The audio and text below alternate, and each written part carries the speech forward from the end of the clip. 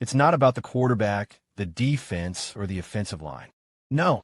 This year, it's about one position wide receiver, and more specifically, George Pickens.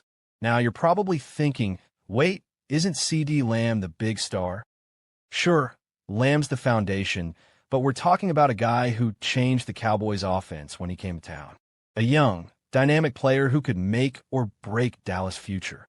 Pickens. So let's break it down. Do the Cowboys pay up big to keep Pickens in 2026? Do they use the franchise tag and make him the most expensive wide receiver on the roster? Or do they let him walk, accepting the loss of a key offensive weapon and scrambling to fill the void? It's a massive decision. And by the end of this episode, you'll understand why George Pickens is at the heart of everything the Cowboys need to figure out before next season. So stick around, because this decision, more than anything else, will define the Cowboys' future. The George Pickens dilemma. Let's set the stage properly here. The Cowboys are staring down three clear options when it comes to George Pickens in 2026. Option 1. Re-sign him long-term, locking him into a contract that will likely be one of the most expensive non-quarterback deals of the entire offseason. Option 2. Use the franchise tag. That's about $28 million fully against the cap. Expensive? Yes, but it buys Dallas another year to figure things out while keeping Pickens on the roster. Option 3. Let him walk. Let him test free agency and potentially sign elsewhere. This would free up the cap space, but would leave a massive hole in the Cowboys' offensive game plan. Here's the thing. George Pickens isn't just another wide receiver. He's a game changer. The moment he came into the Cowboys' offense, you could see defenses trying to figure out how to cover him. With Pickens, Dallas didn't just have CD Lamb anymore. They had a legitimate second weapon. He made the offense dangerous, dynamic, and unpredictable. Remove him? Well, suddenly the Cowboys are back to relying heavily on Lamb. And that's not an ideal scenario. It's a situation that feels like it could go either way. And that's where we're headed today. Let's dive deeper into the potential ripple effects of each choice. CD Lamb's role in the future. So, let's talk about CD Lamb for a minute, because no matter what happens with George Pickens, Lamb is the backbone of this offense. Despite a season that some might consider a bit of a down year, Lamb still managed to pull in 75 catches and 1,077 yards, and he only played in 14 games. Now, the reason for his somewhat lower numbers was clear. Pickens took targets, Jake Ferguson emerged as a red zone threat, and Lamb had to deal with injuries. But here's the thing. If Pickens leaves, Lamb is going to have to carry the entire receiving core, and that's a big ask. He's a capable WR1, but is he going to be able to handle that kind of burden year after year? Co-host. Exactly. And remember, Lamb was constantly drawing double coverage in 2025. With Pickens potentially gone, you're asking Flournoy or a rookie to step up as the number 2 receiver. That's a lot of pressure to put on an improving guy. Right? This is the crossroads the Cowboys face. Can Lamb thrive in a heavy-duty role as the sole top option, or do they need to re-sign Pickens and keep that dynamic duo intact? The pressure is on. Ryan Flournoy, the wild card. Now, let's talk about Ryan Flournoy, the guy who's made some noise this season and could be a huge factor if Pickens leaves. Flournoy started the season on the practice squad, but by the end of the year, he had worked his way past Jalen Tolbert, Jonathan Mingo, and even Cavani Turpin in the depth chart. The guy is clearly building trust in the system and with Dak Prescott. Dallas didn't waste any time locking him into a 2-year deal, so Flournoy's future with the team looks secure for now. But here's the big question. Is he ready to step up as a full-time WR2 if Pickens walks? That's a tough ask. Flournoy showed flashes in 2025, but consistency is the key. The Cowboys are not in a position to give him a full season to figure it out, especially if they want to stay competitive. Cavani Turpin and Jonathan Mingo, the disappointments. Let's switch gears and take a look at 2 players who haven't really lived up to expectations. Cavani Turpin and Jonathan Mingo. Turpin, the former All-Pro returner, was supposed to take on a bigger offensive role in 2025, but he was mostly absent from the offense. His most significant contributions came in the return game, but even there, he was a step behind his usual standard. And then there's the financial question. Turpin carries a $4.7 million cap hit in 2026. If he's not producing on offense or special teams, is he really worth that much? It's something the Cowboys have to weigh very carefully. Then we have Jonathan Mingo, a guy the Cowboys took in the 4th round, hoping he would be a valuable contributor. Well, after a season where he's been passed up by Flournoy on the depth chart, it's looking like Mingo could be a cut casualty. His lack of production and minimal special teams value make him a candidate for release. These two players could be financially expendable and won't likely move the needle for Dallas in 2026. The free agent market. What are the alternatives? So if the Cowboys don't bring Pickens back, what are their options? The free agent market offers some intriguing, but imperfect, choices. Take a look at Alec Pierce, who's shown some potential with Indianapolis, but hasn't quite reached the level of consistency needed for a starting WR2 role. Then there's Wan'Dale Robinson, who's been up and down with the Giants, and Romeo Dew, who's had his flashes in Green Bay, but has been inconsistent. These are younger guys who could be good options, but there's a catch. They're not guaranteed to be the kind of player that Pickens was for Dallas. And none of them have shown the consistency to replace a player like Pickens immediately. On the other hand, you've got the older, maybe cheaper veterans like Deebo Samuel and Jawan Jennings. They come with their own set of risks, but could be effective, especially if the Cowboys are trying to balance cap space with roster needs. The draft. Could the future be in the rookie class? Now, if Dallas doesn't land a big-name receiver in free agency, there's always the draft. The Cowboys have 2 first-round picks in 2026, and there's no doubt that one of them could very well be used on a wide receiver. This could give Dallas the opportunity to pair a rookie with CeeDee Lamb, building around a cheap, high-potential option for the next few seasons. The draft could solve the problem long-term, but there's a big question of whether a rookie receiver can contribute immediately and whether the Cowboys are willing to pass on a defensive upgrade to make this investment. The Dallas Cowboys have officially entered a new phase on defense, and it starts with one decision that quietly set the tone for everything that comes next.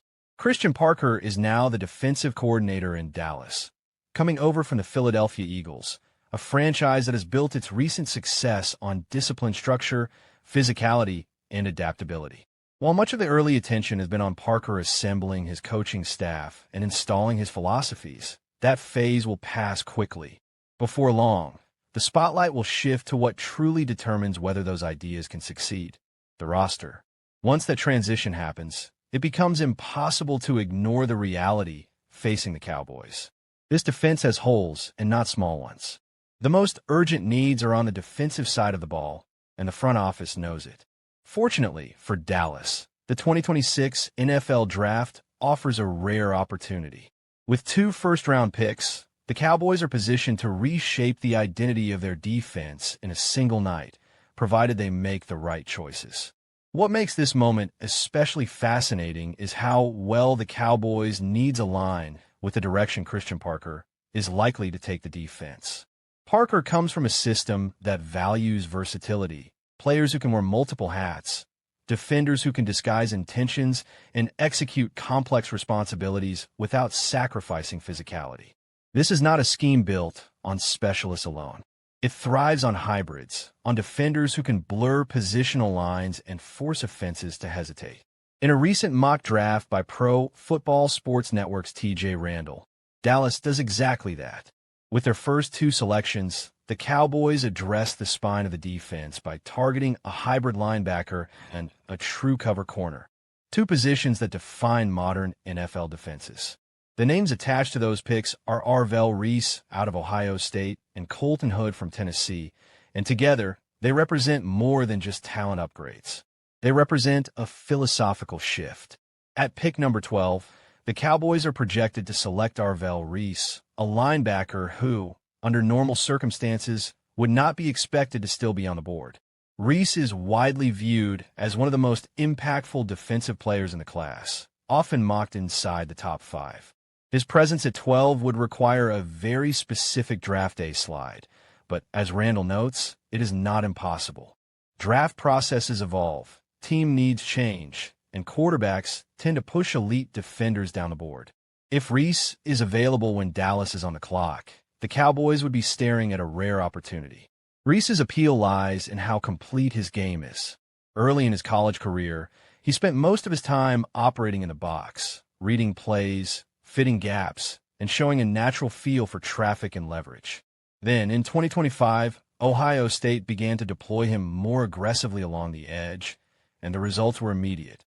Reese showed he could threaten quarterbacks, set the edge against the run, and still drop back into coverage without looking out of place. That combination is exactly what modern NFL defenses crave. For Dallas, the importance of that versatility cannot be overstated. The Cowboys no longer have the luxury of relying on a single defender to be everywhere at once. With Micah Parsons no longer anchoring the defense the way he once did, there's a need for someone who can replicate at least part of that impact. Reese may not be Parsons, but he offers something just as valuable: flexibility. He can play off the ball, rush the passer, and erase mismatches in coverage. He gives Christian Parker options, and options are the currency of good defense. Adding Reese would immediately change how offenses prepare for Dallas. Suddenly, protections become harder to set. Play action becomes riskier.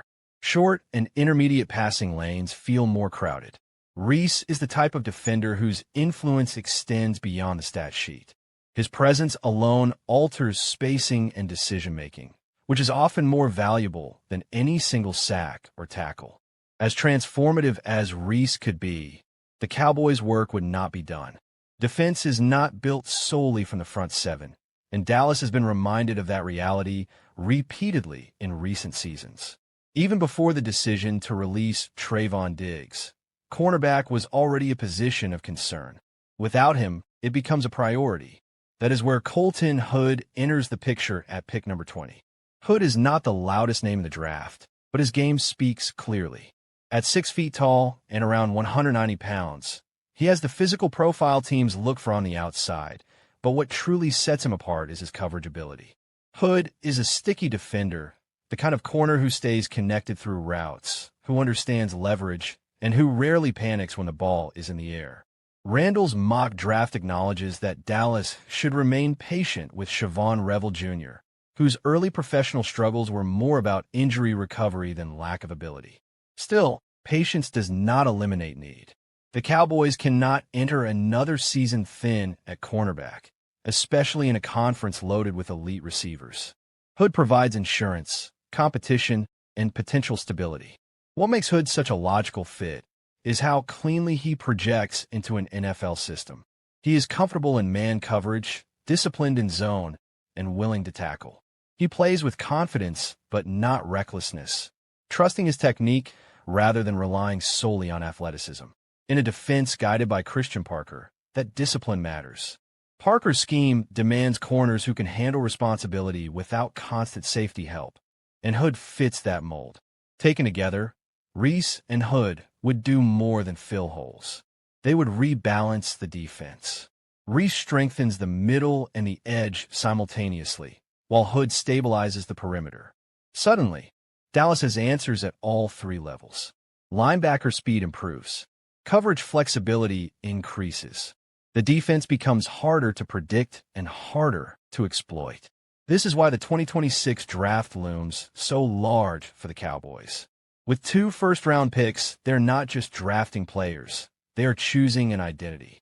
Investing heavily on defense signals a commitment to winning games with balance, to no longer asking the offense to be perfect every week. It suggests an understanding that in January football, stops matter as much as points. There is, of course, no guarantee. Draft picks are projections, not promises. Reese must translate his versatility to the professional level.